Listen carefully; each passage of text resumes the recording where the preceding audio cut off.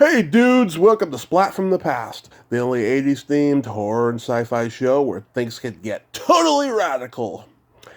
Now, today I will be welcoming a comedy store legend, a legendary stand up comedian from the old days of the comedy store, Danny Mora.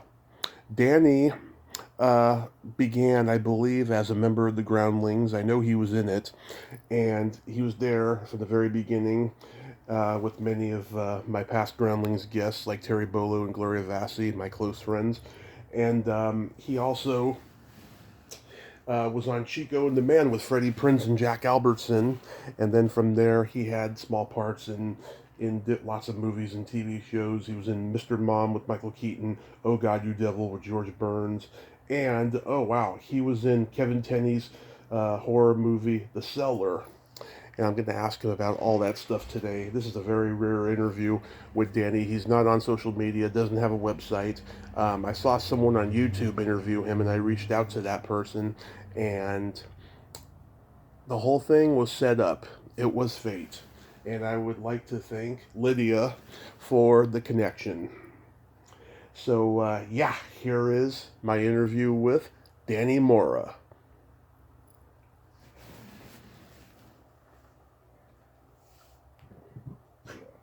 This better be good. Hey, Danny. Welcome to the show, sir. How are you today? You know, I'm alive and well by the grace of God, so I got no complaints. Nice, nice. This is a great honor. Thank you for taking the time today. I'm sorry to hear that. A great honor. Wow. You need to get a life, Tommy.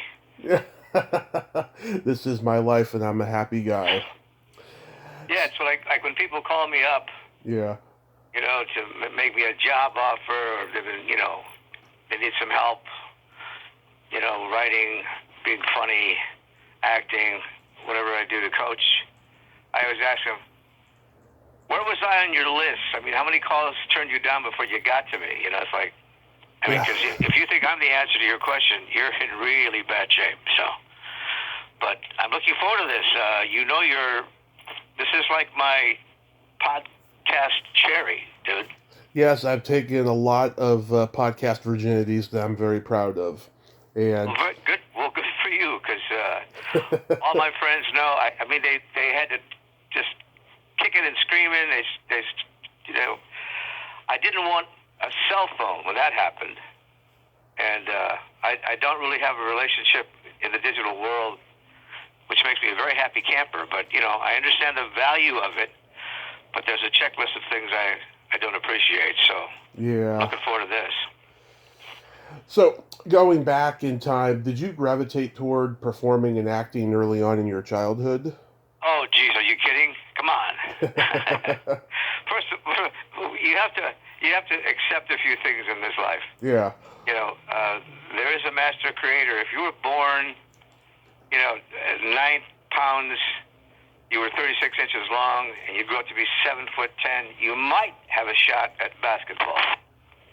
And so it is with comedy and other skills of performing. I mean, God makes you funny. I've been able to help people develop skills that help you on stage or in front of a camera. But it starts really early. I'm sure you've heard stories from other comics, acting out in school, making fart noises under your arm. Oh, yeah. Lifting up your lids. Just being the class clown, sort of like, look at me, look at me, look at me, like me. So Yeah. I raise my hand when people ask that question. So yes, I was in trouble really early, but I think that the turning point in my life was really early, probably around 5 or 6. My parents were migrant workers. I grew up in El Valle San Joaquin. My mother comes from a family of 15, my father 11, and they were campesinos, migrant workers. And they would drag my ass out to the fields, and I just hated it. Mm-hmm. And I'm sure you've heard the expression, through the grapevine. Well, in this Yes. case, I had some tantrum, and in those days, if you were really efficient at fruit picking, Yeah. The overlords would give you more work. Hey, there's your how would you like another row of grapes to pick? So apparently I had some tantrum, and as cliche as it sounded, you could hear it through the grapevine. Emilia, Solito, Emilia. So it took several different women, to shout out to my mom, and she got to me, and she said, what's wrong, mijo? I said, I don't like this. I hate this. And I gave this spiel, this speech. That's Yeah. you have to hear my mom give the speech. But I talked about what I didn't want to do, what I wanted to do when I grew up, and I was gonna be famous and buy her a house and all that stuff. So I didn't have much of a chance. I was acting out at a very early age. Plus, I had two things against me. Mm-hmm. Eventually, they called one dyslexia. Yeah.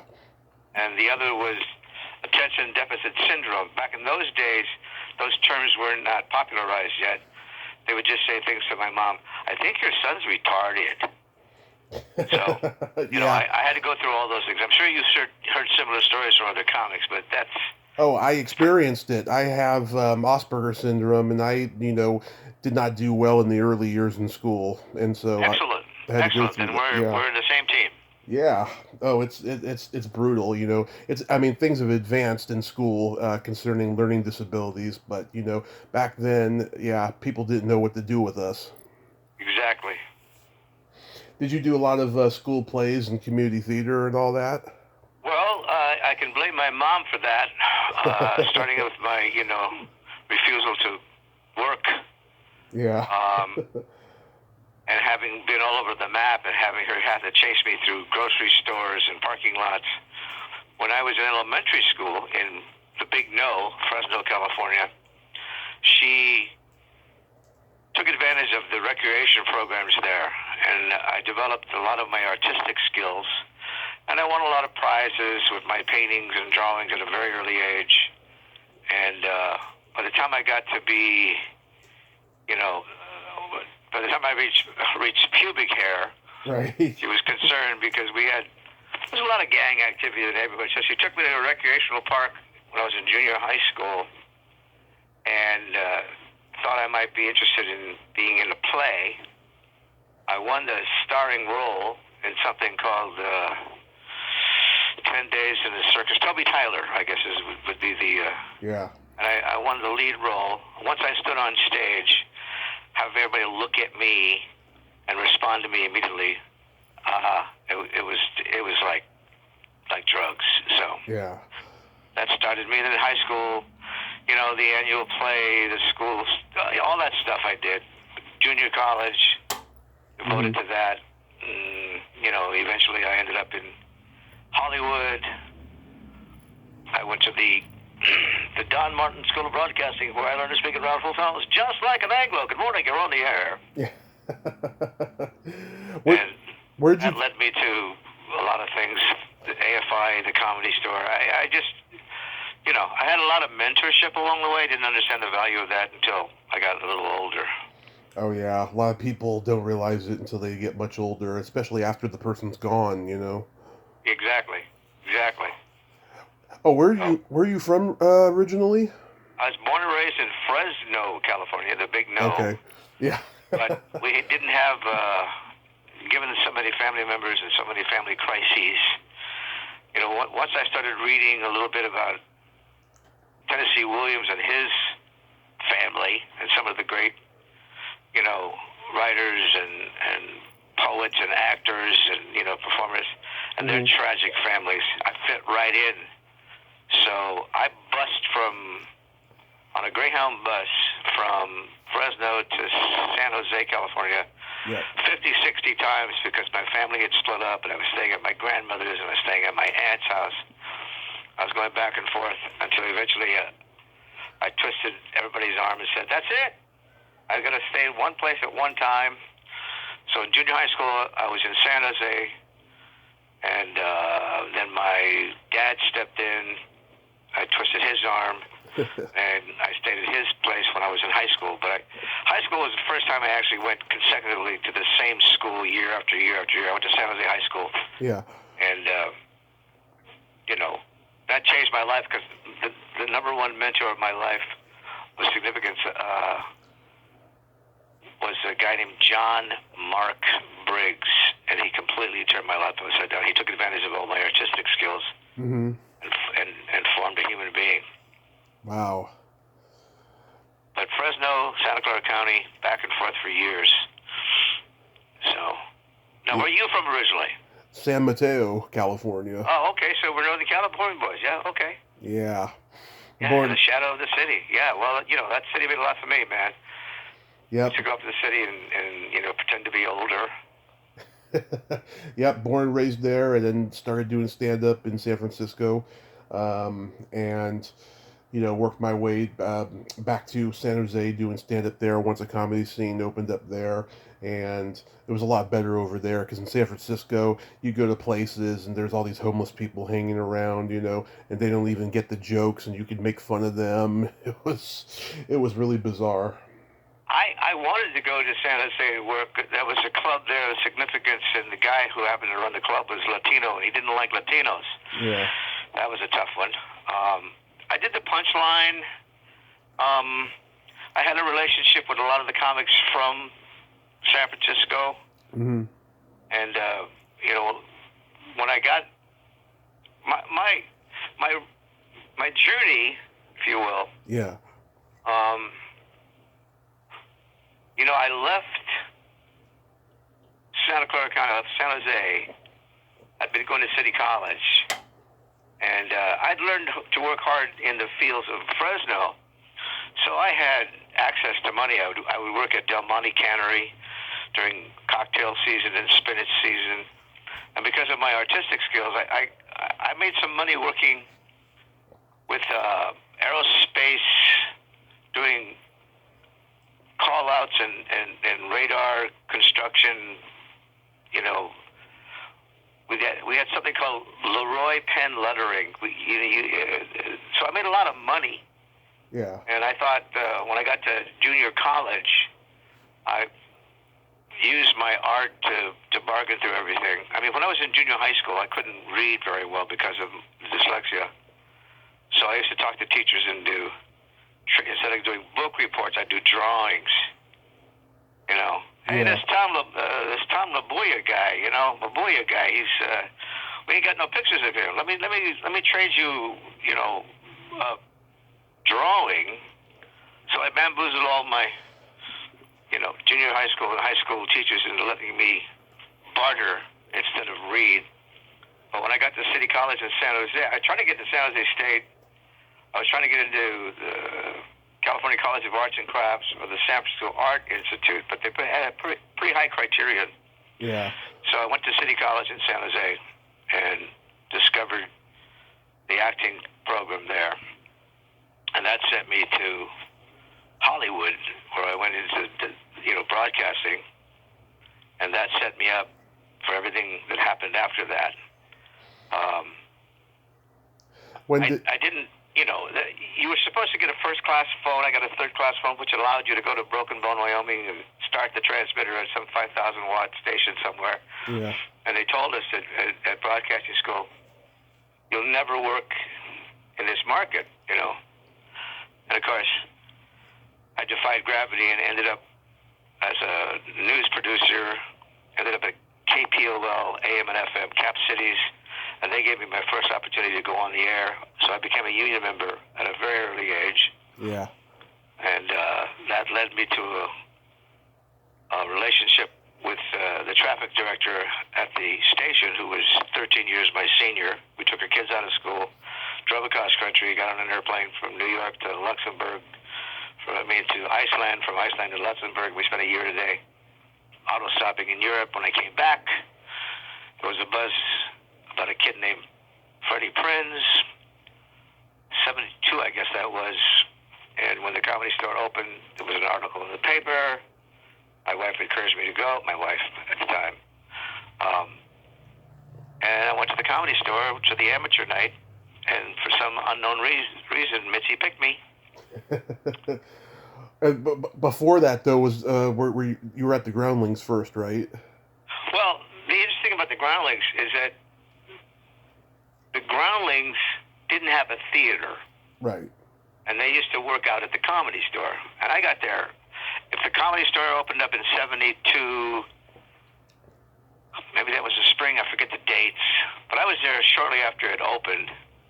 And what I didn't realize at the time is Mitzi Shore was doing everything she could to hand me a career, at least an opportunity to build one. I did not know that, because she made me after the first time that I came back, she said, "They like you.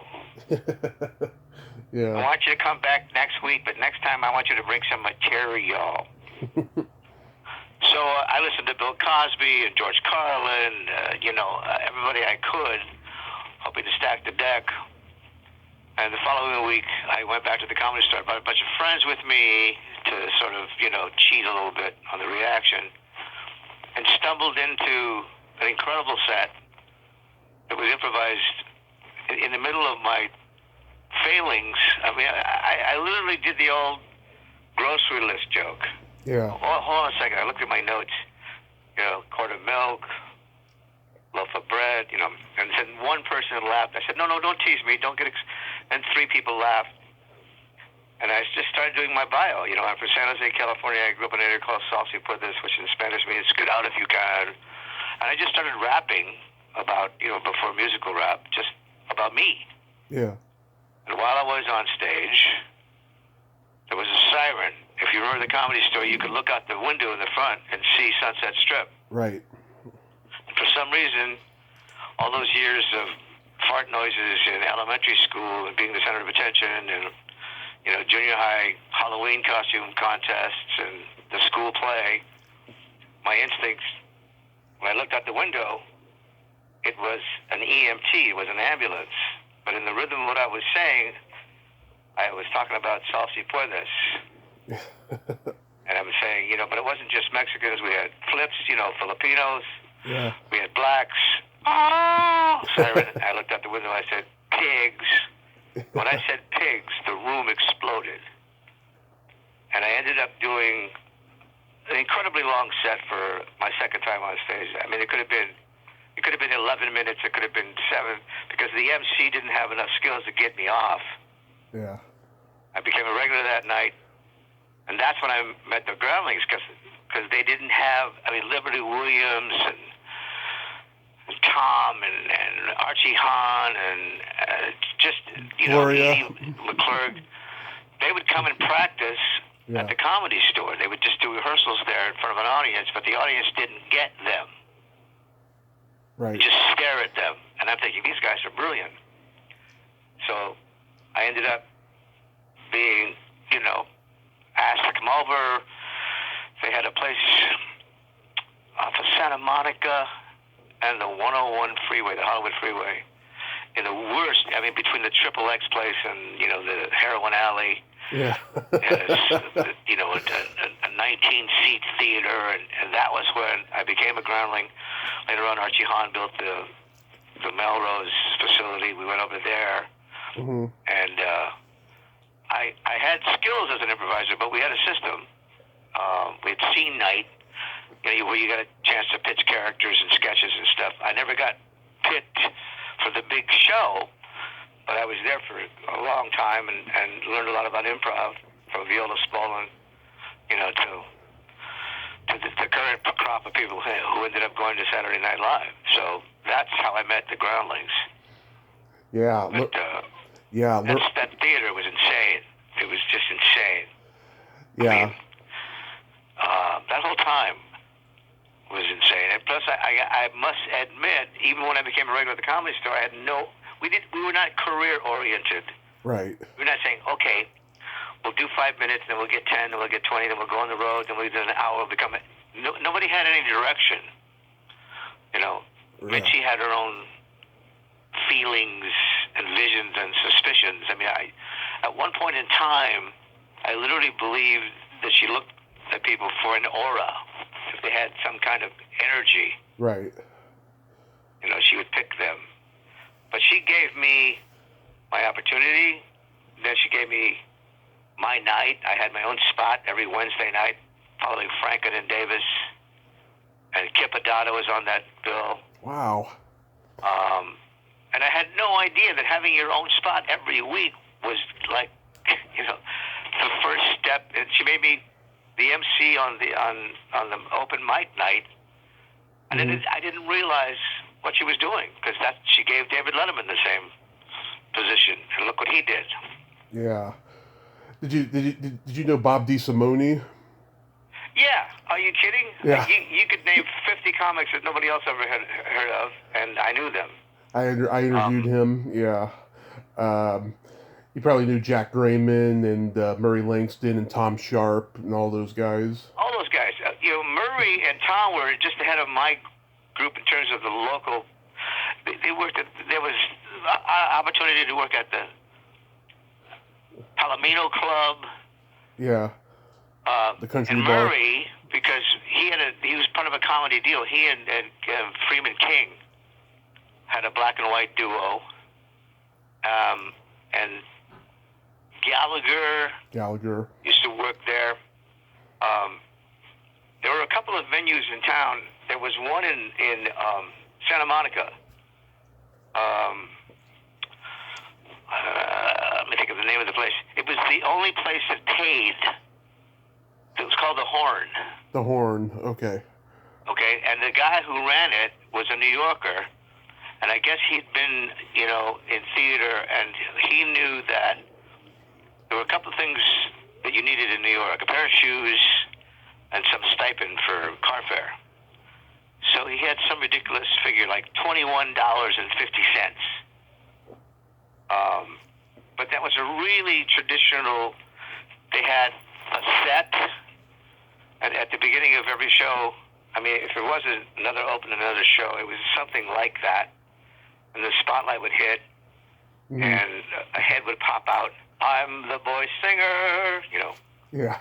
And then the comics would come on, and I got to work with Howard Storm, George McKelvey. Yeah. And these guys were already doing television and movies well ahead of me. It wasn't until I got to the Comedy Store that I began to really take it seriously for myself. Again, not knowing the gift I had been given. Yeah. Yeah, but in those days there was plenty of room for error. Everyone could just hone their craft. But now everything's a business. You have to be prepared, be polished, everything to get on anywhere now.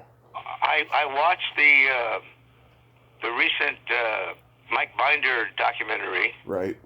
Which was the most accurate documentary on a comedy I've ever seen in my life. If you go to, there was that movie with Sally Fields and Tom Hanks. Oh yeah, Punchline.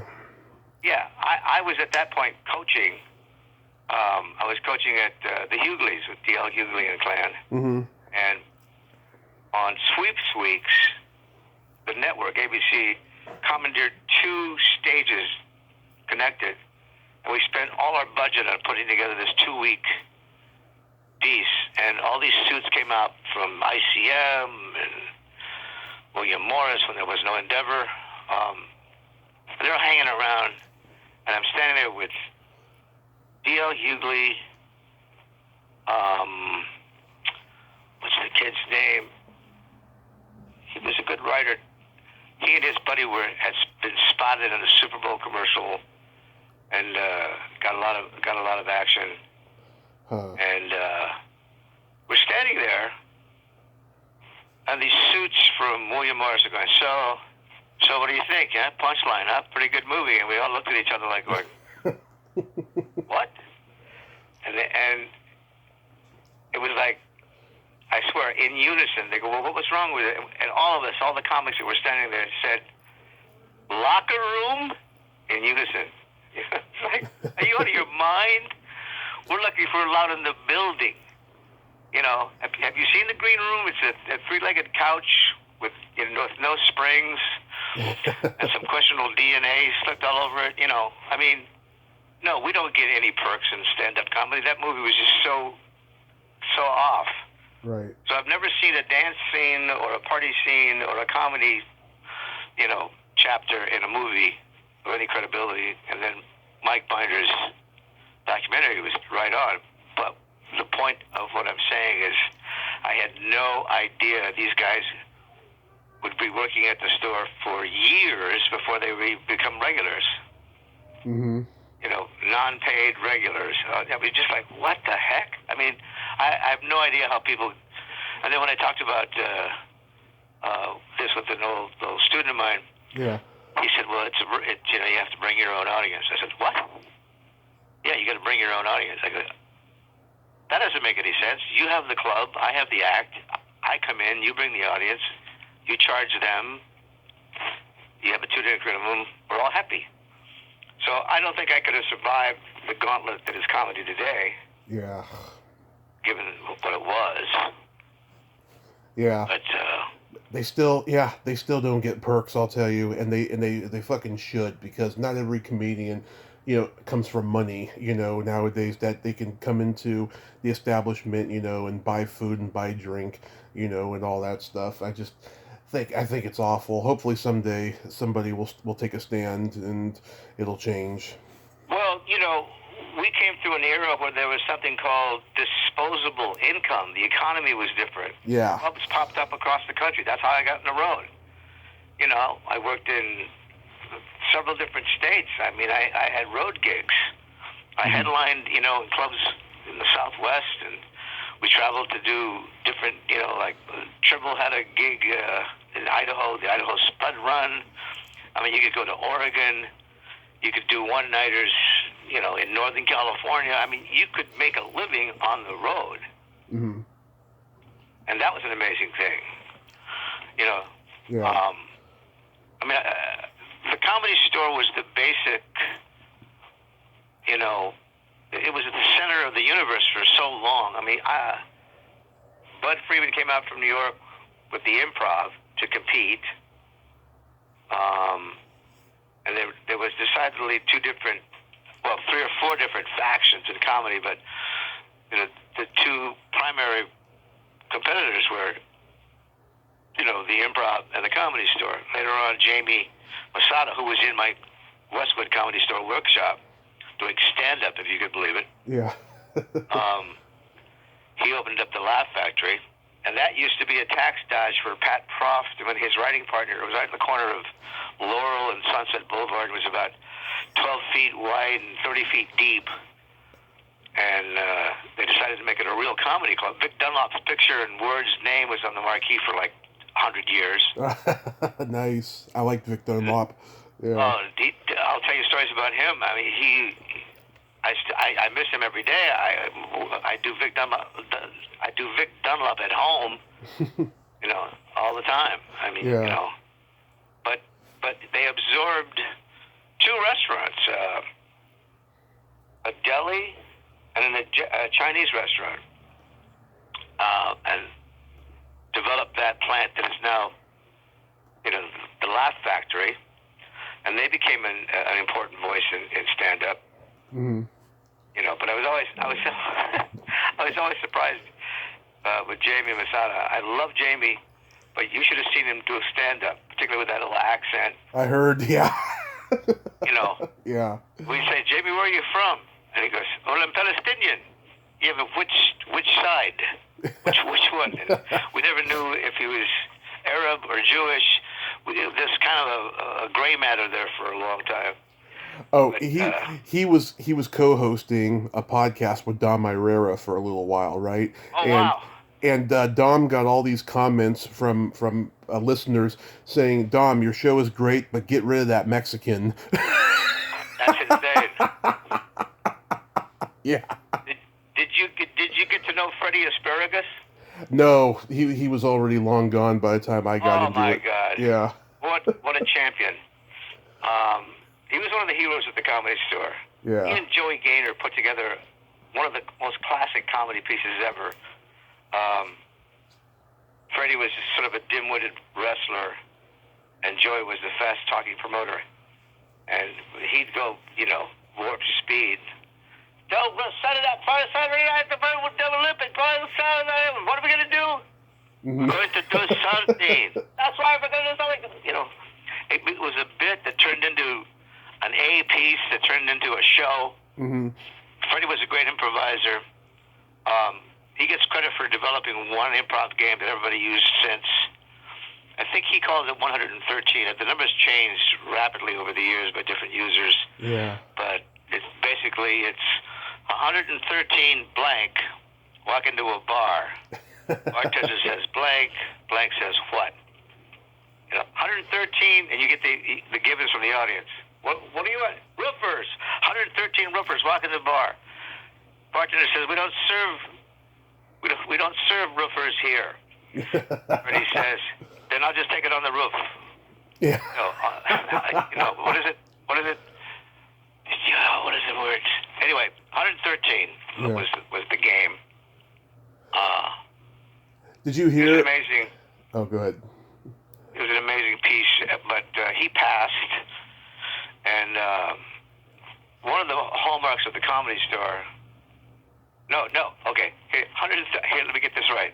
113 roofers walk into a bar. Bartender says, we don't serve bartenders here.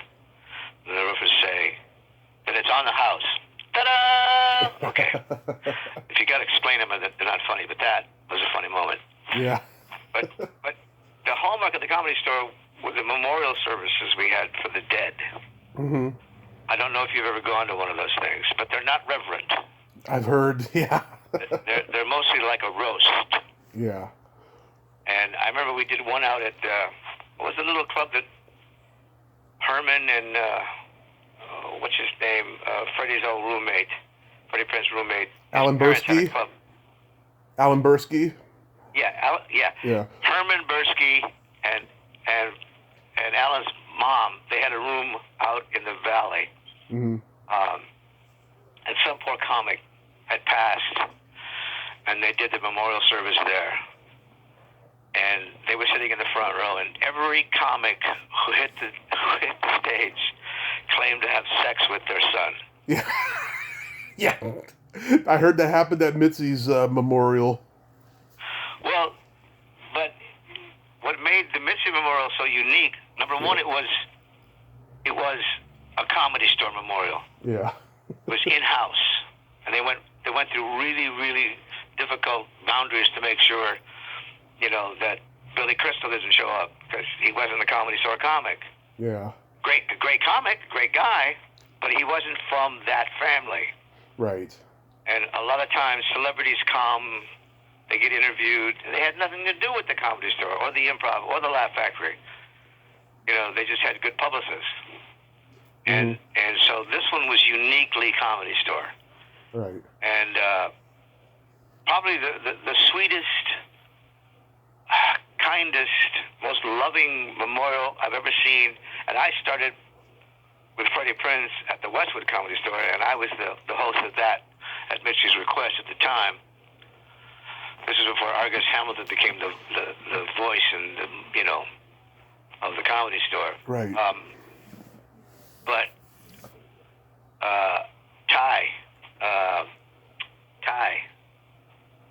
Tyler, pizza delivery boy in Ridgemont High. Taylor Negron. Taylor Negron. He called himself Tay. Yeah. Yeah. Anyway, I'd never. First of all, it was the who's who of Hollywood that was attending the memorial service. Of course, some original Comedy Store people. I mean, they went way back, and his friends and family, and it was the most precious memorial service I'd ever attended. Robin Williams was rather dark. Yeah. The guys on stage were darker than most. And I mean, they're great comics, part of my generation, but it got pretty dark in that room. But Taylor's was just so sweet, and I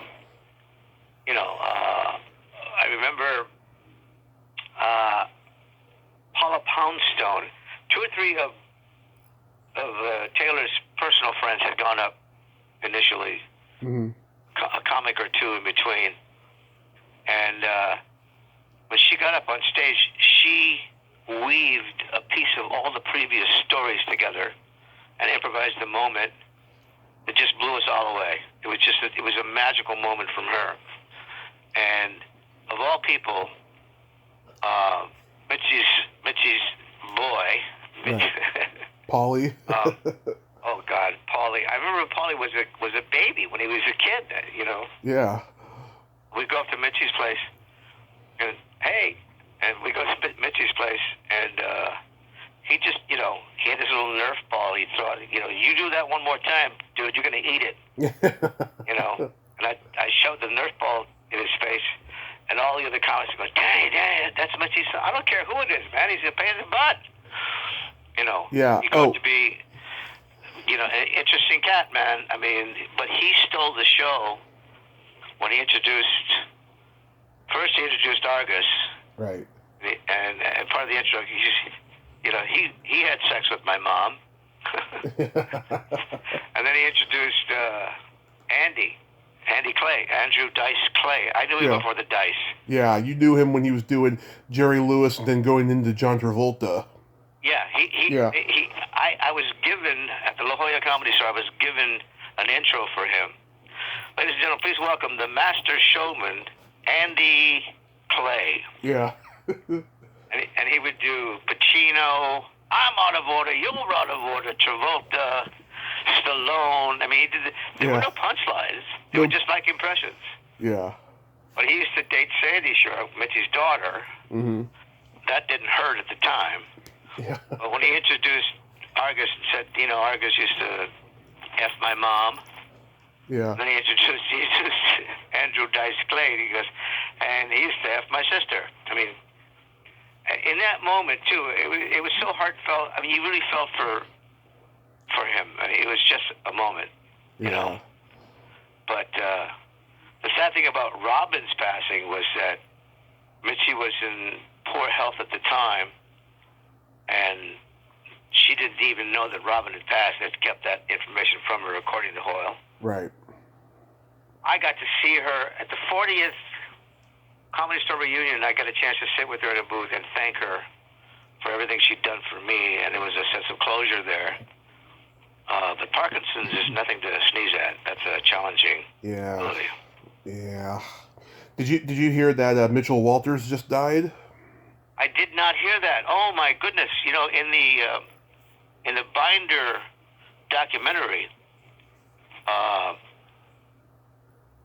don't know what episode it was. I mean, I watched it closely and was pleased with, you know, what I saw. And then people called me up and said, you know, didn't you used to work at the company? I was there like 9 years. Yeah. Hello. Yeah. And all of a sudden, there's a moment where they're interviewing Louis C.K. Yeah. I guess it's Letterman is interviewing Louis C.K. Right. And Louis C.K. is talking about the horrible night he was at the Comedy Store. Missy didn't like him. Yeah. And he was passed on. You know, get him off! Get him off! And you remember the little amber candle lights that we had on the little tables? Mm-hmm. She stood up in the back room, was waving, waving the candle, like, get him up! Yeah. and Louis C.K. says, I was on stage for like a minute. And she's trying to get me up. And he goes, hell no. And he did like 20 minutes, you know. Yeah. and at the end of that interview, they cut to a black and white photo of me and Mitchell Walters in the booth with Mitzi. And I went, oh, okay, well, I was there. And, you know, my name was on the front of the building. I mean, the pictures were in the hallway, pictures were in the door. I mean, they're all gone. Right. You know. And then, you know, so later on in one of the episodes, they interviewed Binder. And Binder says he was challenged by people saying that Mitzi discriminated against black people, or she did this, and, you know, there wasn't enough diversity. And he goes, are you kidding? Diversity? He goes, there was Danny Mora, and they had pictures of me on stage. Yeah. What you miss is we didn't have any internet then. We didn't have cell phones. You know, so most of the footage from that time has no audio. They're photographs. Man, Mitzi gave me a blank check. I purchased the first ever video equipment for Mitzi Shore. It was an RCA 001. Yeah. I got it from Madman Muntz in the Valley. And it didn't have an audio system. It just had video. So we hung the device in the roof of the original room, and then ran a line up to the office, and she could watch it, but there was no audio. So in that one moment, there I was on stage, and Mike Binder mentioned my name. I said, "Okay, I feel better." Yeah. But in the original, in Judd Apatow's brilliant piece, "The Zen of Gary Shandling," I was like, dude, I used to have to sneak Gary Shandling, Merrill Marco, Mm-hmm. and Alex Valdez, who was a blind comic. Uh-huh. Because Mitzi didn't want them on stage. He's a writer. What's he doing here? Get him off. So, and then Merrill Marco and Alex used to say, tell him to wear glasses. I go, Mitzi, he's blind. Yeah, but I don't like looking at his eyes. Okay. So, Alex was part of a comedy duo, O'Brien and Valdez. The original group was called O'Brien and Silvera. Mm-hmm. And I followed Franken and Davis. So I was chapter and verse in comedy duos. So I used to get Alex on stage when she wasn't there. But in the Judd Apatow documentary, there's a moment where Gary's talking about being on the outs with Mitzi and then coming back to the store. And we had added a couple of dozen seats. We'd expanded the original room.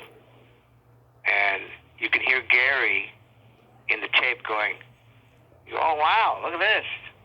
There's more room here. Mm-hmm. And, there's room for more hecklers. And then he goes, Danny, bring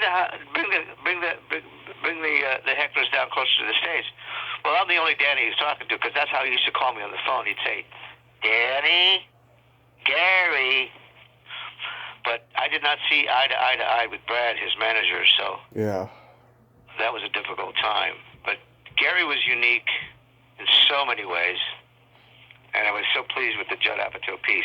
Yeah, I heard Gary in the back mention my name, and one of my fun facts about Gary. Do you remember answering machines with outgoing messages? Of course, yeah. Okay, and okay, well, Gary used to do marvelous things with it. One was his dog. He had two dogs, Ethel and Ernie. Right. And sometimes you'd call, and it would be just the dogs barking. That was fun. But my favorite was when you called, his maid answered the phone, and she'd say, Mr. Getty is not here right now, but his house is very, very clean. So, we went through all those very clever outgoing messages back in the day. I guess they're comparable to ringtones today. So, did you take part in the strike? This is what's a sore spot for me. Mm-hmm. Argus Hamilton and I went to the Improv and were booed out of the room by Tom Dreesen, who was on stage. Mm-hmm. Tom called me a strike breaker and a bunch of names. Jimmy Dynamite himself. Walker. Yeah. Yeah, Jimmy and I were deputized by the Federal Relations Board. They had a technical name we were negotiators. Mm-hmm. The National Labor Relations Board. And I was at the store almost every other night in the room with Mitzi and Tom Dreesen and a group that called themselves Comedians for Compensation. Yeah. And we used to have meetings in the original room. We had meetings up at the Hyatt upstairs, and they had meetings at the Improv. And so the divisions were pretty deep. The cat jumped off the Hyatt, committed suicide trying to hit the deck at the Comedy Store. Couldn't quite make it. Yeah. It was a difficult time. And they would stand in front of the Comedy Store and pick at the Comedy Store. And they called it a strike. There have been a couple of books written about it. I was never mentioned.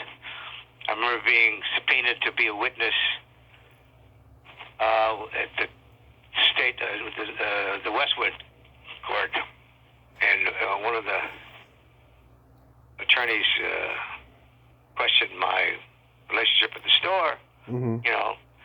And he said that, well, isn't it true, the premise was I was making a living or I was getting paid, and I said no, I had never received a dime at the Comedy Store. Oh, really? And then they showed me a check signed by Mitzi Shore. I don't know who was. He goes, so about who do you recognize the signature? I said, well, it appears to be Mitzi Shore. Appears to be Mr. Mora? I go, well, I've never received a check from Mitzi Shore to me, so I'm just guessing that's her. Because we didn't get paid, and then we had a Sunday afternoon workshop that was volunteer. And we said, donate $1, and out of 30 people, we'd get $19.63. And Robert Aguayo, my partner in crime, we'd take that money and go up to Ben Franklin's and get a hamburger. So there was no money making at the time, but it wasn't. They called it a strike. At best, it was a wildcat boycott. If you wanted to go, if you worked at GM, Right. were not happy with working conditions, you could leave work and picket and demand better wages, better health care. But you just can't walk up in front of a building and form a picket line and demand to be hired.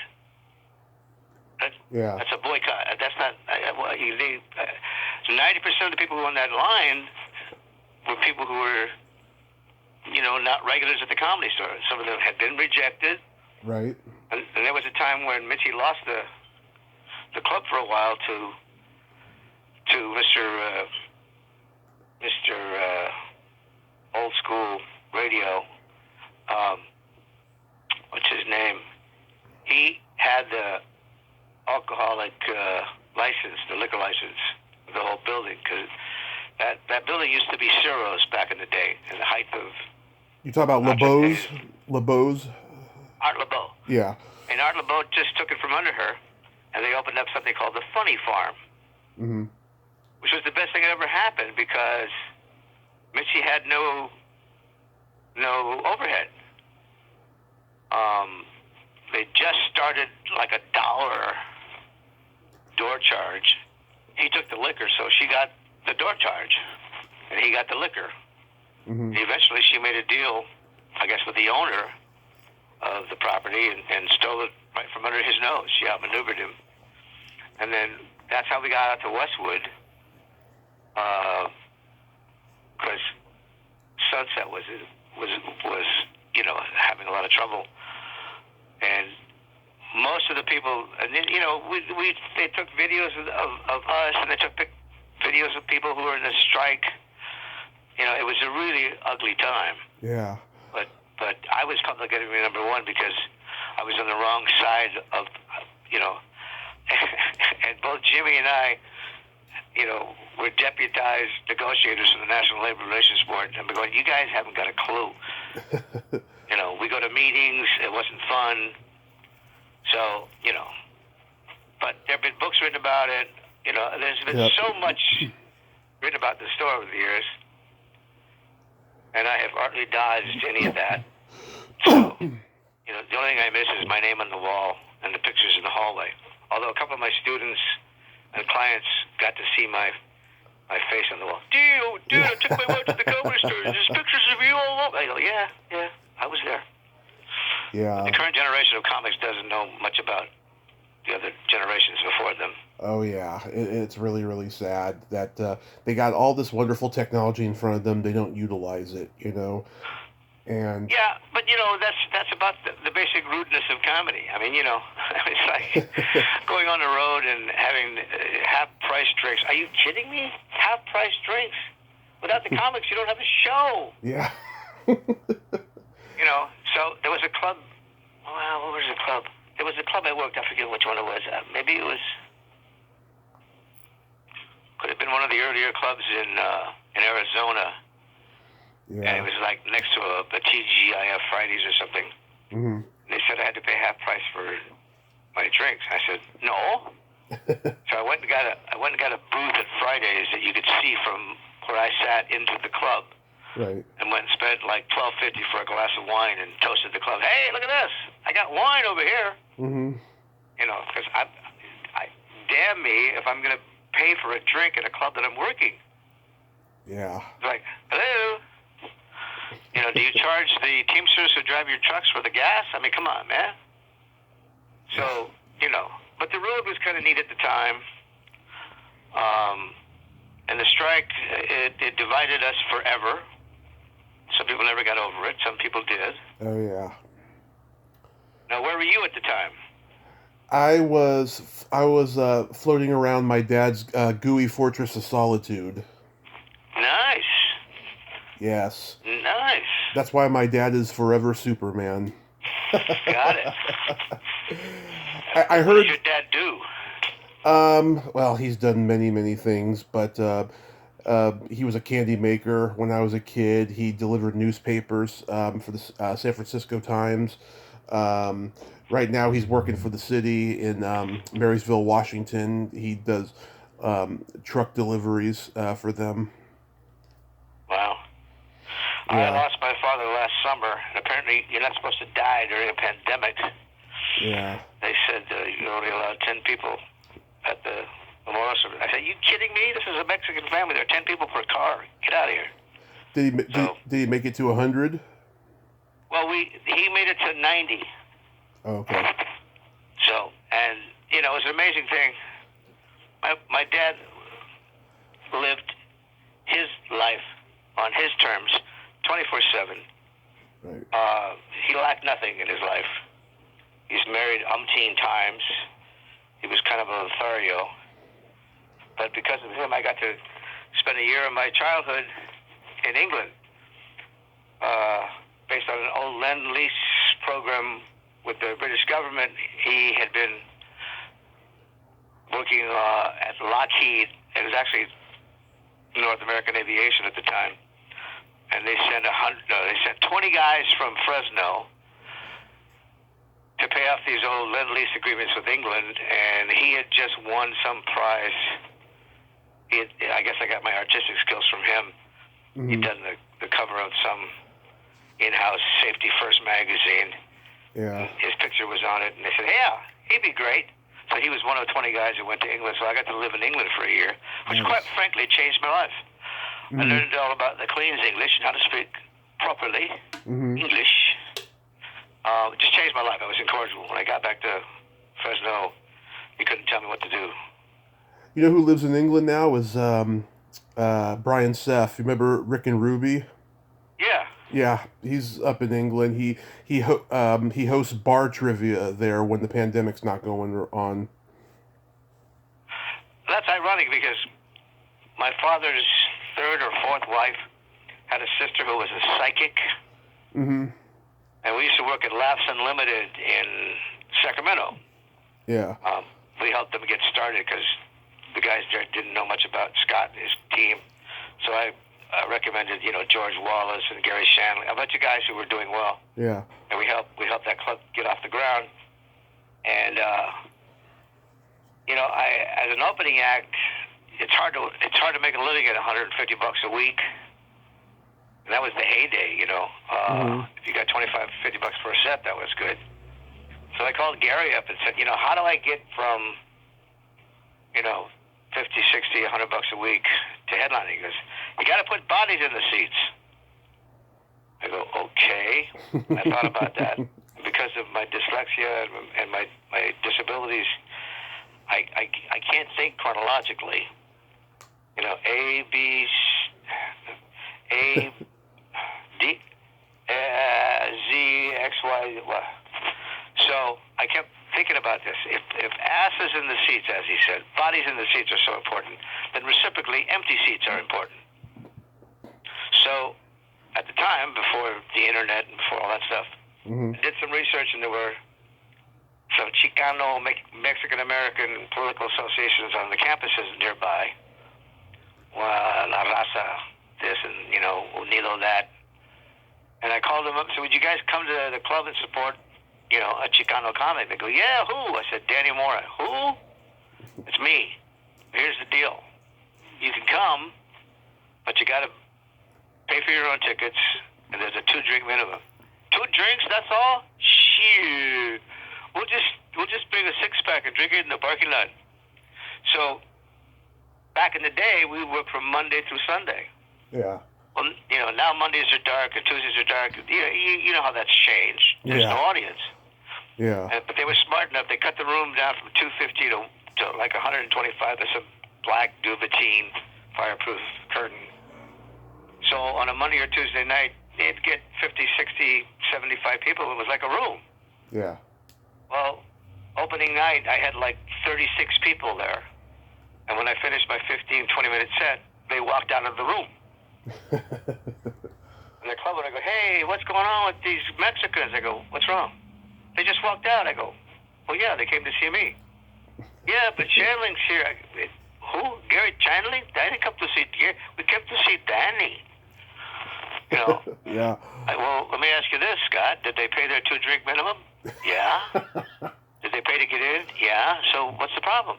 Well, the show wasn't over. Well, it was for them. Oh, I get it. You want them to get some of that plastic cheese whiz nachos for $7.50 and drink somewhere. Well, they're drinking right now, probably in the parking lot with the beer they brought with them. So what's your problem? Oh, I don't think it's fair. I know it's fair. You want them to stay longer? Then put me at the end of the bill. They'll stay here all night long. So I went from opening act to headliner. Nice. And I had the time. You know the value of that. Yeah. That's what it made me attractive. I could work the comedy corner for Jeff Valdez in Colorado, work for McKelvey. People don't know it, but did you get on the Tonight Show? That's one thing that avoided me. The original Craig Tennis and the other producer who became right hands with the Jay Leno's boy, comic. George Miller? No, tall, skinny, sort of Mr. Rogers guy. Great improviser. He would just talk to the audience. So where are you from? What's your name? And before you know it, you're just on the floor.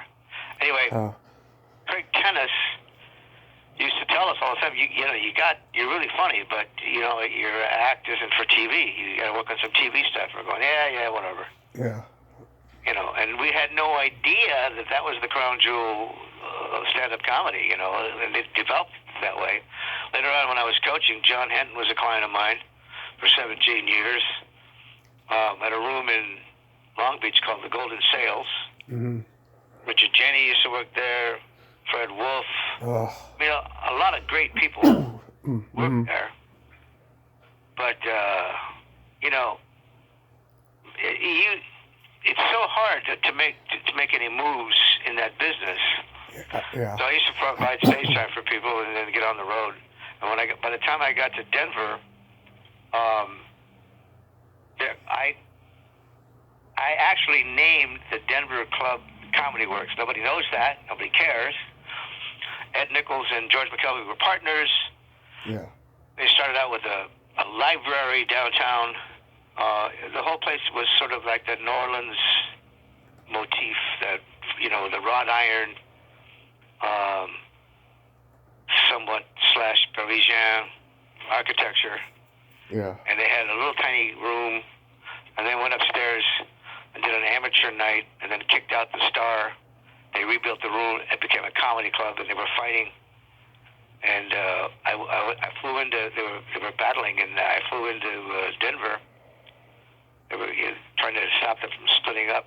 And in one of those ventures, because I brought them a lot of comics in the beginning. Yeah. Because they had no link to Hollywood. I started a few clubs. I started a room in New Orleans. I started a couple in Long Beach. But George and Ed were fighting like dogs and cats, and they didn't have a name in the original. When they went upstairs, there was a singer that I forgot her name. Big star that they kicked out of the room because they were doing more business on amateur night than she was in a week eventually. Oh wow. So we were going back and forth, and I was the one that pitched Comedy Works, like a factory, only double entendre, the Comedy Works. Yeah. And they loved it, And, you know, you could tell the people who own it now, I don't know where they thought the origin of that name came from, but that's one of the hallmarks of my career. I was there, but nobody knows I was there. Kilroy was here. Yeah. Do you have any memories of being around Sam Kinison? Oh my God, scared the hell out of me. Carl LeBove and I were pretty Carl. close for 20 minutes. We used to do stand-up. We used to do Vandenberg, Santa Barbara, one-nighters here and there. And there used to be a place on Barham between Hollywood and Burbank. There was a swinging singles club called Greenwood. And Sam and Carl shared, like, you know, a studio there. Yeah. And when I met Sam, he was, like, off the radar. I mean, he'd come from Texas, one of the Texas Outlaws. I got to know most of the guys in that bunch. Conrad, and just a great bunch of guys. But they struggled in Hollywood. One of the myths is that Sam walked into the store through the back door, and one of the, again, myths, I cannot claim this is true, but certain people claim it was true, that Mitchie and Argus were engaged in an argument that might have become physical. Right. I know the story. Sam stepped in to protect her from the argument and became a regular that moment. Her favorite phrase is, call up Monday night for times. You know, call in Monday for times. Mm-hmm.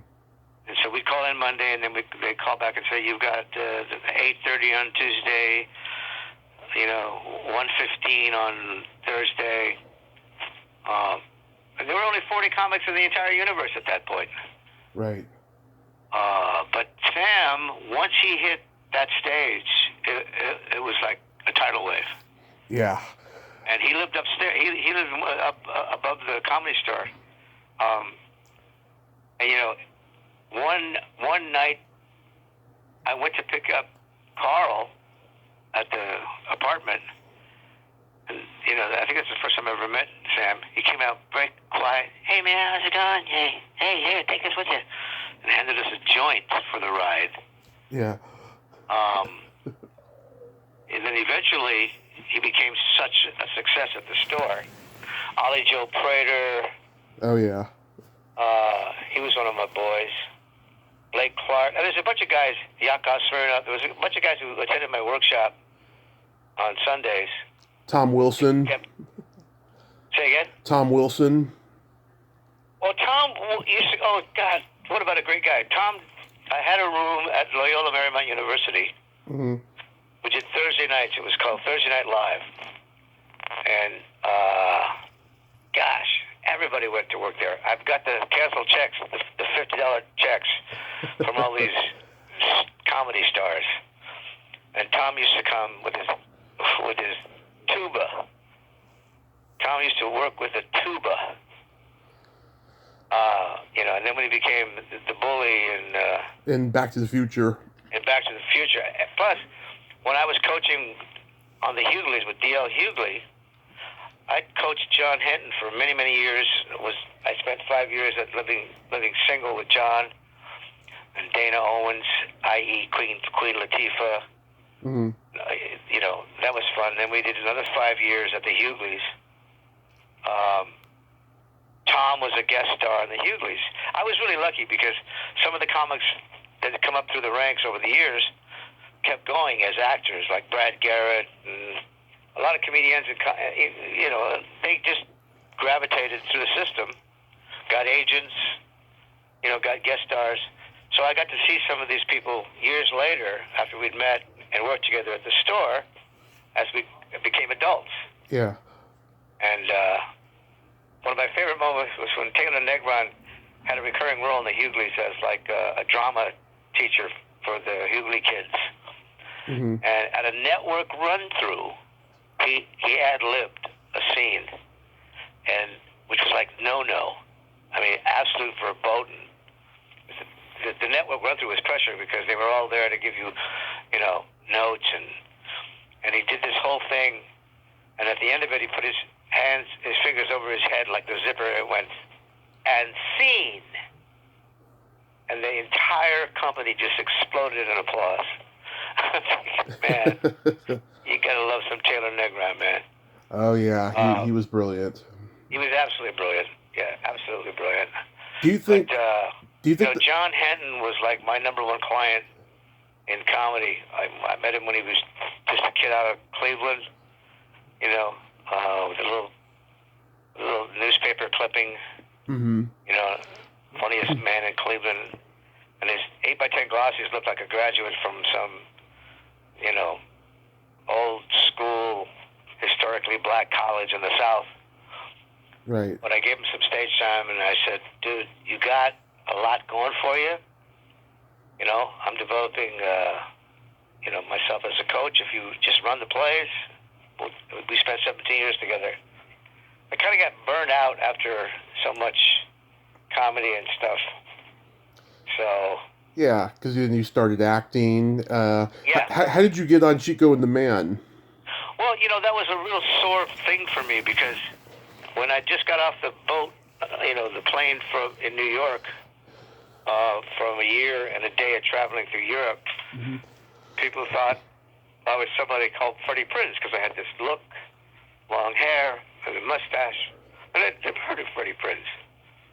But apparently he was pretty well known. He was hanging around with Tim Thomerson and Brian, what's Brian's last name? Brion, great actor. Mm-hmm. The three guys, Tim Thomerson, Brian, and... Thomerson was brilliant, yeah. They were one human being. Yeah. Biff did the writing, Brian was the director, and Tim was the actor, and he became incredibly successful at the store. But what was the question?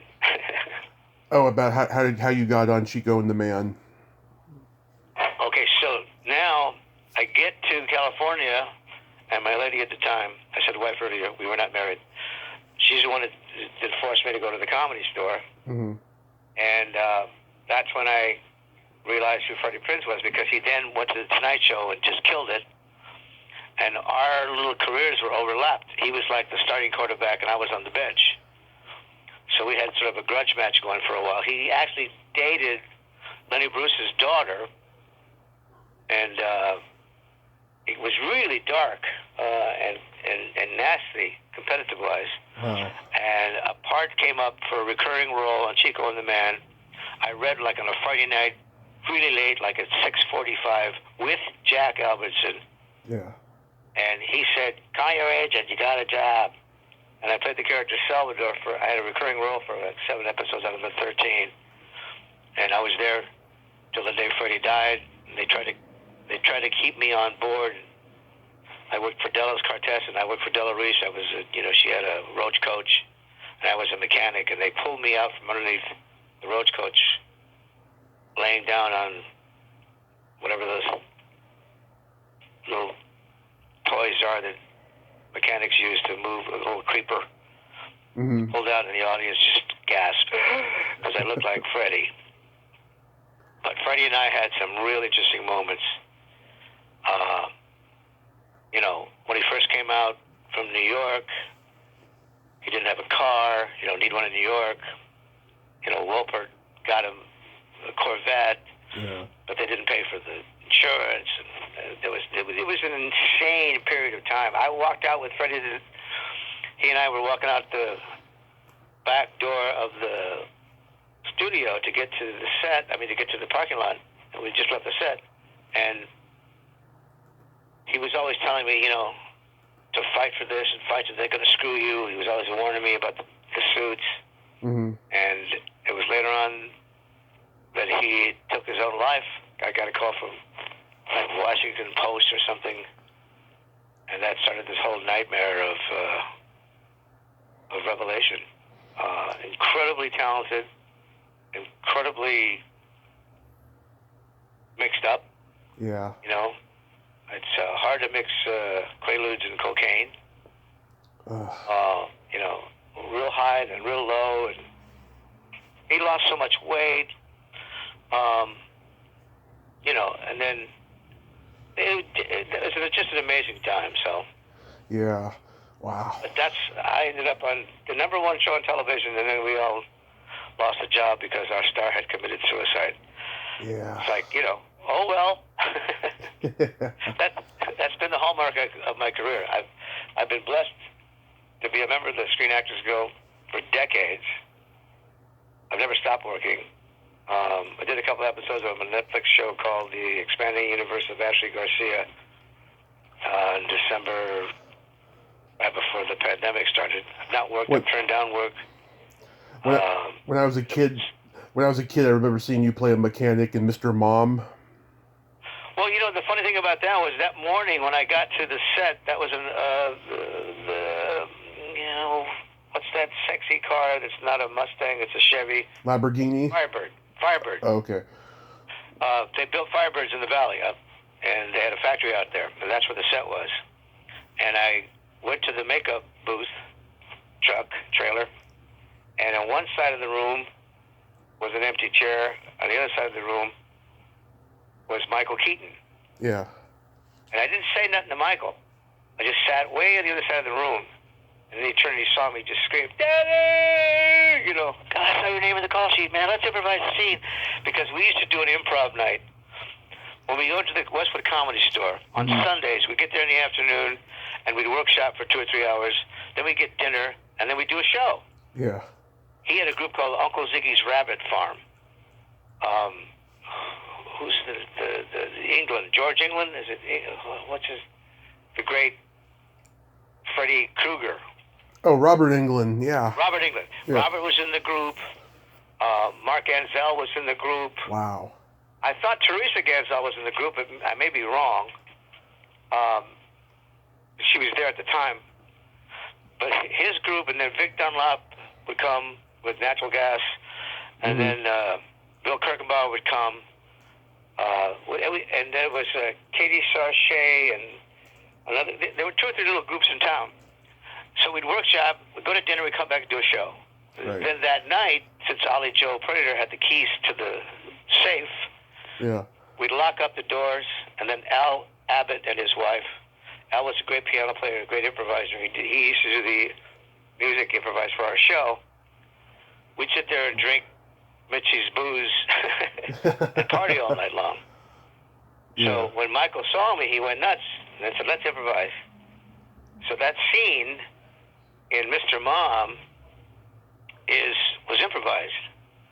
And he wanted me to he didn't like the fact that I was like auto worker #1, and he kept saying, "Put his name on the cast, put his name," you know. You're not going to find a better human being than Michael Keaton. I worked with a lot of people, but there's only one Michael Keaton, man. He's a sweet man, talented guy. You know, I wrote for Laverne and Shirley. Oh, I didn't know that. There. They did Gary wanted to do the flip side of Laverne and Shirley. It was called Working Stiffs. Oh yeah, him and Belushi. Yeah. Then Michael's career was it still is. I'm a big fan, but you couldn't find a nicer guy. So when we did Mr. Mom, that was kind of cool. The thing that kind of troubles me, because I've never posted anything in my life. I don't have a computer. I don't have a smartphone. I've got arthritis. Right. So sometimes my hands aren't my best friends, and I can't do any texting. I don't care. I've got an assistant who helps me with, business stuff. If I have to communicate to the studio or an agent or, a casting director, if I must, I prefer just to get a phone call and talk on the phone. I'm face-to-face, not Facebook. But everybody else, when you work at Disney, they take pictures of you, they post things. There's more stuff on the internet on me than I could imagine worth looking at. But I've had nothing to do with it. So sometimes my wife or somebody will look up something, and the first thing that comes up is me and Michael in front of the one page, the poster of Mr. Mom, like if I was one of the stars of the show. It's just me and Michael. And I'm going, no. No. go to Grimm. I had a great show. Go to, Lethal Weapon. I had a recurring role there. I mean, go to Madam Secretary. I mean, I've done a lot of work over the years. I've never stopped working. But just the pandemic, I've got a compromised immune system. I spent 76 days recovering from an infectious disease called actinomyces. Right. And I'm a Latino of a certain age. So since this thing all started, I've been I am persona non grata at Disney because I turned them down an incredible film that's probably going to be a classic. And I turned down my boy Mario Lopez for a movie of the week that he starred in and produced. I met Mario when he was 10. I've been coaching him for years. Yeah. I coached Jay Hernandez. I've got a great relationship with actors. I still coach, and I'm looking forward to the green light. I just got my first vaccine. So I'm looking forward to next year. Yeah. So that's my story, and I'm sick of doing it. That is wonderful, Danny. A couple quick things I wanted to ask you. Do you have a story working with George Burns on Oh God, You Devil? Oh, my gosh. That was a comedy college. Paul Bogart was a trend-setting director. He invented Talking Heads. He did All in the Family. He did Marlowe with James Garner. Well, yeah. The point about Paul was he put 4 cameras on the same set and managed to cut away from each one so you couldn't see the other cameras. Everybody else did it the Desi Arnaz way. Yeah. Horizontal, 4 cameras outside of the set, go from one set horizontally. He got in the set. And the stage manager of a TV series I was doing called Please Stand By knew that I wanted to be a director. So he said, come on, I want to show you something. And he took me on set and introduced me to Paul Bogart. Well, his son was his first AD on Oh God, You Devil. Right. And when I went to do it, George Burns, would sit down and hold court on set for hours. And it was like comedy college. Yeah. I mean, one time, Paul's son said, George has been in that cutaway for a long time. Maybe he needs a break. Oh, gosh, George, listen, you want to take a break? Because I know you've been sitting there. He goes, no, I'm fine, but you owe me $2. He goes, what do you mean? I've been sitting on my dick for 3 hours. And then he told a story that will make me cry. I mean, it was just, I've always been at the right place at the right time, and nobody knew I was there. He said, I was a failure for 27 years. We went, what? Mm-hmm. He was a solo stand-up. He didn't have an act worth anything. He would change his name and his resume and his photos every couple of months. Because during the heyday of stand-up, the beginnings of burlesque, on the old Orpheum circuit, a comic could work for like 2 years without repeating a venue. Right. So he would do this. He'd be on stage, Georgie Porgy. That's not Georgie Porgy. That's Burns. Get him off the stage. So he got fired from every job. Yeah. And then in his own words, and then I met Gracie. And it was just, I mean, I've been in a room with some great people. Mm-hmm. On the day after Ronald Reagan was elected the first time, Gary Shanley and I went to Dante's to see Mort Saul. Oh.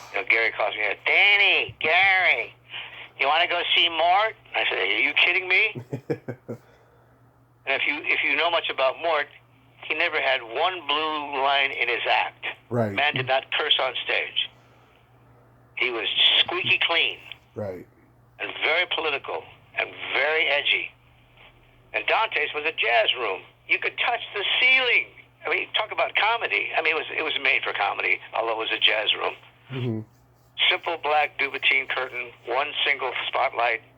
He opens up the curtains. He walks out. And he's got these brand new teeth. He's married to a Playboy bunny named China. He's the happiest man in the world. He's got this yellow V-necked alpaca on, bright as the sun. and he's just laughing. This is the day after Reagan was elected. Right. And he said, people are coming up to me and saying, Mort, what happened? And he looks at us, he goes, I don't know. As if I knew. I don't. I have an idea, though. It was you left-wing Democrats. You scared the Republicans to the polls. They in Wisconsin, there were 9-foot snowdrifts that got to the polls. He's exaggerating. He's going on and on. You and your abortion rights. You and your human rights. You and your Eskimo anchorwoman on the 11 o'clock news. That was his opening. And Gary and I were invited to go back to see him. We jumped at the chance, and he just reamed us. Mm. Oh, you young comics today with F this and F that. You don't know. We just got reamed, Yeah. I mean, come on, Mort Saul. We were in heaven, man. We were in heaven. Yeah. So, you're scraping the surface here, and there's a lot more where that came from. So maybe sometime down the road we can talk some more. Yeah. I appreciated the call. I've never done this before. Just so you'll know, I love the sound of my own voice. Talk to myself in the car. I don't need an audience, but thank you. Absolutely. And by the way, Lou Deck says hi. I told him I was going to be talking to you. Lou Deck! He was the first videographer at the store. Yep. He was a part of a duo called Heck and Deck. Heck and Deck, yep. He told me to bring that up to you. Oh, man. Oh, jeez. Heck had this red hair, this shock of red hair. Yeah. He looked like Raggedy Ann's brother. And they were very unique, those two guys. And I love me some Lou Deck. He called me out of the blue and wanted to take me to lunch or something. We went to Jerry's Deli before it closed. Mm-hmm. And one of the few guys that ever reached out to me and thanked me for what he thought I did for him. And I said, no, man, I just gave you permission. Sometimes that's all people need. Absolutely. They would come to me with their ideas, and I would just lie to them. Yeah, they go ahead and do it. You can do that. So. Can I ask you one last question? Sure. What was it like working with Kevin Tenney on The Cellar? I don't even remember. That's what it was like. Oh. I have more memories of Cherry Polo on We Have Your Husband. Mm-hmm. I remember the women that I work with. Oh, okay. Gina Davis. Yeah. Now, what was the show in question? It was. Remind me again, because The Cellar, Kevin Tenney directed. Right. Yeah. I think I might have gotten in trouble on that, but that was a long time ago. Okay. Well, Danny. Excuse me. In the words of Vic Dunlop, a long time ago. Past Pacoima, past Downey, past the Cellar. Oh man. Hey, it's been fun. We'll do it again sometime. Awesome. You have a great day and stay safe, Danny, because we need funny, hilarious, insightful guys like you. Well, when the coast is clear, you and I should have lunch somewhere and talk things off the record. Yes, let's do that. All right, very good. Have a nice day, brother. You too. Bye-bye. Later. Well, there you have it. Danny Mora. Ain't he a cool dude? Got to talk to a Comedy Store legend, and for a long time about the Comedy Store, too. We talked almost an hour and a half about the Comedy Store, and that was great. And I got to hear some acting stories as well, and I'm glad I got to do that.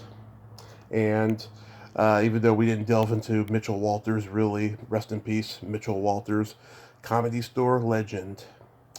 Well, until next time, this is Tommy Throwback Kovac saying, there's no shame in living in the past, because the present sucks. Later, dudes.